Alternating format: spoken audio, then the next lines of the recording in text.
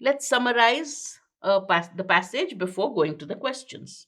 I'll quickly read it and summarize it for you so that it's easier for me to explain the questions. Easier for you to understand also. Even if you've attempted the paper before, a summary of the passage is the best way to read and understand the passage.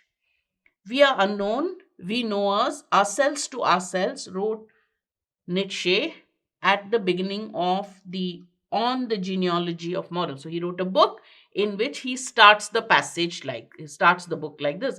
We don't have to understand what Nietzsche meant because that's philosophy. This seeking after ourselves. Okay, now we've got the meaning. We are unknown, we know ourselves to ourselves means we seek to know ourselves. This seeking after ourselves, however, is not something that is lacking in Buddhist and Confucian traditions.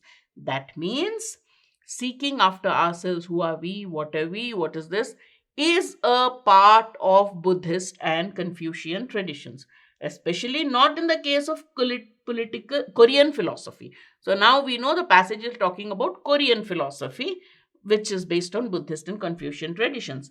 Self cultivation, central to the tradition, underscores that the onus is on the individual to develop oneself without recourse to the divine or the supernatural. So, what is the Korean philosophy based on? Self cultivation. And what does it emphasize on? Knowing yourself, developing yourself.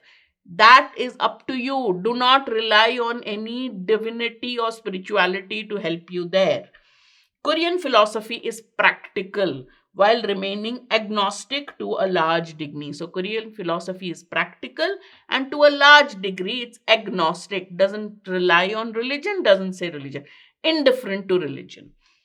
Recognizing the spirit realm but highlighting that we ourselves take charge of our lives by taking charge of our mind. You are in charge of your life, you are in charge of your mind. It is also a tradition of philosophy largely unknown to the West. The West doesn't know this philosophy.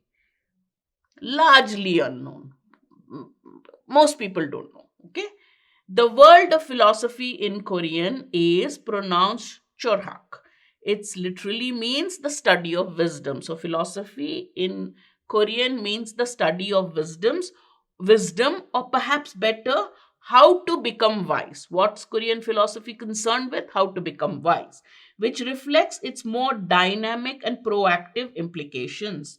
In the Korean tradition of philosophy, human beings are social beings, and therefore, knowing how to interact with others is an essential part of living a good life. Knowing yourself is correct, but you are social beings, therefore, you should also know how to interact with others, and that is an essential part of living a good life. Indeed, living well with others is a real contribution to human life. So, what is a human being's contribution to human life in general? Living well in society with others. Our lives and our minds are affected by others and their actions because we are social animals. We live in society. Our lives, our actions affect others, and their actions and their lives affect us too. This is particularly true in the Korean application of Confucian and Buddhist ideas. The famous Korean monk Wonyo understood that how we think about things shapes their very existence. Very important point. How we think about things shapes their very existence. In turn, our own existence, how we think about things shapes the existence of things and also shapes our existence, which is constructed according to our thoughts. Our thoughts shape our existence, and how we think about other things shape their existence. The clear connection, and simply put, once in the darkness of a cave, he drank water from a bowl lying around. He was in a cave, it was dark, he drank water. But when he could see properly, he found that what he thought was a bowl was no bowl at all, only a disgusting human skin. He realized it was dark. Something that looked like a bowl was there. He drank water from it. When he realized it was not a bowl, it was a human skull. The enlightenment of Vanyo occurred when he realized that there isn't a difference between the bowl and the skull. The only difference lies with us and our perceptions. When it was dark, he thought it was a bowl, he drank from it. That was his perception. So there is no real difference between a bowl and a skull. It's only our perception of a skull as a disgusting thing, as a bowl as something we can drink water from. Therefore, he says the only difference lies with us and our perceptions, of our view of things. We interpret our lives through a continual stream of thoughts, so we become what we think, rather how we think. So our life is a continuous stream of thoughts, so we become what we think, rather how we think, the manner of thinking. What, the content; how, the manner. As our daily lives are shaped by our thoughts, so our experience of this reality is good or bad depending on our thoughts, which make things appear good or bad. So your entire life depends on the way you look at things, whether you look at them as good or bad, because in reality, when you really look at anything, the reality, the fact is that things in and by themselves are devoid of their own independent nature. Things are things. It is our thoughts and our interpretations which make them good, bad, or whatever. This self interpreted reality has a temporary existence. Now, why does it have a temporary existence? Only as long as the thoughts and perception shaping it remains. It's temporary because it remains in existence only as long as our thoughts and perception about it remains. Okay, that makes it easy. That was the passage. According to the passage, which of the following is not true about Korean philosophy? So remember, the moment you come across a sentence where you say, did I come across this in the passage? No, you can always refer back to the passage, of course.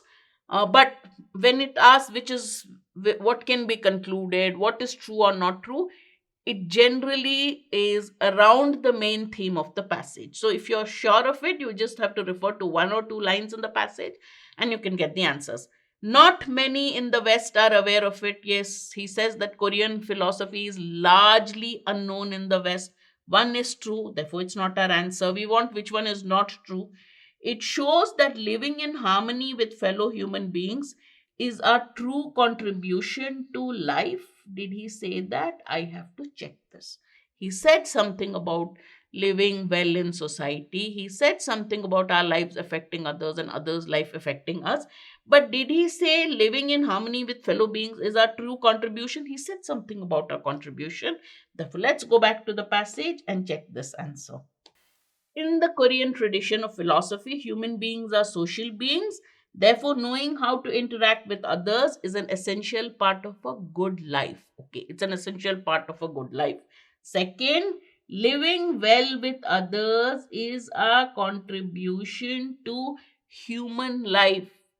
That means we contribute to the lives of humanity in general.